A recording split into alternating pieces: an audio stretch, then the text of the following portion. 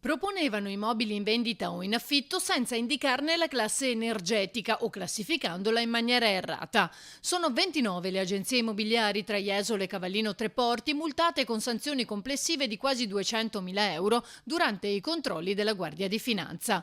I militari di Jesolo hanno eseguito accertamenti su un centinaio di agenzie, finalizzati proprio a verificare il rispetto dell'obbligo istituito nel 2012 di indicare negli annunci commerciali la classe energetica, e obbligo che riguarda sia i privati che soggetti giuridici come le agenzie immobiliari. La classe energetica è riportata nell'attestato di prestazione energetica APE, un documento necessario a tutela del consumatore che vale 10 anni. Il mancato inserimento di queste informazioni obbligatorie è punito con la sanzione amministrativa da 500 a 3.000 euro.